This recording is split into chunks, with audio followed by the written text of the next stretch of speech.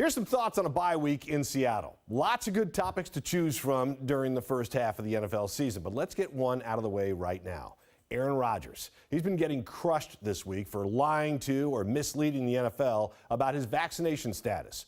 Rodgers has been doing so much dancing around the truth, he could give Gus Polinski and the Kenosha Kickers a good run. He reminds us all of a word that gets lost far too often these days: accountability. If you make a mistake in life, you own up to it. Hold yourself accountable and move on. It's just much easier. All right, I'm jumping off my soapbox and onto the playing field. If the NFL is the most successful league on the planet, why is the league doing its best to alienate fans each week with horrible penalties? Stop with all the roughing the passer calls. I get it. The league needs to protect its star quarterbacks, but I'm pretty sure most of those QBs are somewhat amused at what constitutes a roughing the passer penalty.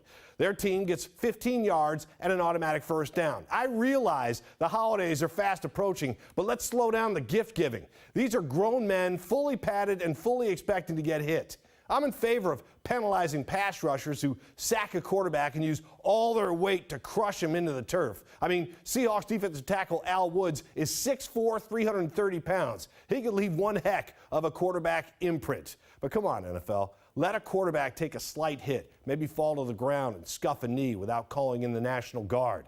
Next on the hit list, taunting. Seahawks head coach Pete Carroll said earlier this season, the NFL has opened a can of worms by instructing referees to call more penalties for violations of the taunting rule. Halfway through the season, that can is overflowing. There has always been an abundance of trash talking in the NFL, especially between defensive backs and receivers. Just ask Richard Sherman. They're all pro athletes, and if one of them gets beat on a play, I'm sure he can handle a little banter. Next time, he might be the one who does the jawing. The Seahawks have had two extremes in this category. Tight end Gerald Everett caught a pass against the Saints and then tossed the ball at the defender. Okay, flag him.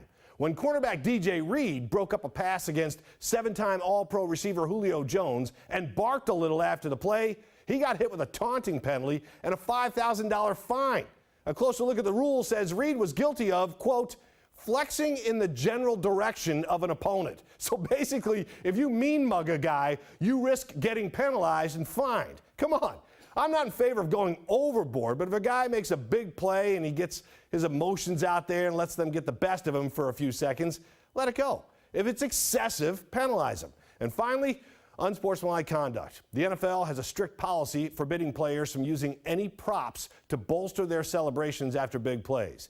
DK Metcalf caught a touchdown pass against Jacksonville and proceeded to bear hug the goalpost for a total of 31 frames of video. I counted, which is a total of 1 second and 1 frame. He got slapped with an unsportsmanlike conduct penalty.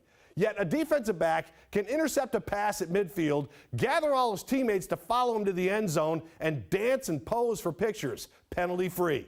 Those celebrations take a lot longer than 31 frames, but they're usually always entertaining. Now, don't get me wrong here. I'm not in favor of penalizing any player or players for celebrations. Football is a collision sport, and big plays on either side of the ball are few and far between and should be celebrated. If these guys want to hug a goalpost, choreograph dance routines, or take a shoe off and use it as a phone, let's get smart, NFL. The average length of an NFL career is 3.3 years. The performance window closes fast. So instead of slamming it shut and drawing the blinds, let these players bask in the sunshine while they can.